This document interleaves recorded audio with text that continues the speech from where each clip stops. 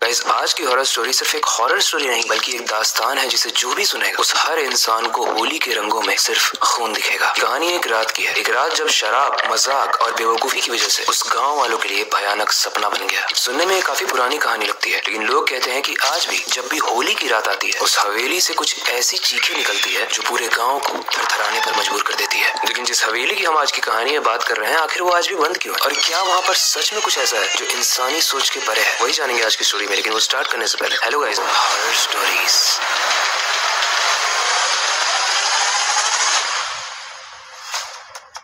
वैसी कहानी शुरू होती है एक होली के दिन से, जब कुलदीप, चंदन और राजू शराब के नशे में धुत होकर एक जंगल के बीच पतली सी राह पर चल रहे थे। हंसी मजाक करते हुए वो एक पुरानी हवेली के सामने पहुंच गए। हवेली की दीवारें काफी काली पड़ चुकी थी और उसके कोने से कबूतरों की अजीब सी आवाज आ रही थी। कुलदीप और चंदन ने हंसी मजाक में उस हवेली की दीवारों पर टॉयलेट कर दिया, लेकिन ये सिनेरियो देखकर राजू घबरा गया और उसने बोला, तुम लोग पागल हो क्या? तुम लोग जानते नहीं हो इस हवेली के बारे में? कुलदीप ने हंसी में बोला, मैं किसी से डरता नहीं हूँ। ऐसे में राजू चैलेंज देते हुए बोलता है, तो एक काम कर, अंदर जा और अंदर से गुलाल लेकर आ। हवेली के अंदर से नशा वैसे ही चढ़ा हुआ था कुलदीप पे। कुलदीप ने दरवाजा जोर से धक्का देकर खोल दिया और अंदर चला गया, लेकिन अंदर जाते ही दरवाजा अपने आप बंद हो गया। अंदर काफी अंधेरा था। कुलदीप ने अपने हाथों को फील करते हुए रास्ता ढूंढा और एक कमरे में जाकर पहुंचा जहाँ पर पीले रंग का गुलाल रखा हुआ था एक प्लेट में। कुलदीप ने हंसी में उस थाली को उठाई और हंसने लगा कि देखो कैसे बेवकूफ है लोग, बोलते हैं कि यहाँ पर कोई भूत रहता है। तो गुलाल उठा लिया, लेकिन जैसे ही कुलदीप हाथ में उठाए गुलाल को देखता है, वो गुलाल लाल हो जाता है, एकदम खून जैसा लाल। उसी के बाद कुलदीप को ऐसा महसूस होता है कि उसके पीछे से एक बहुत ही भयानक आवाज आती है जिसके वर्ड्स थे, होली मुबारक हो।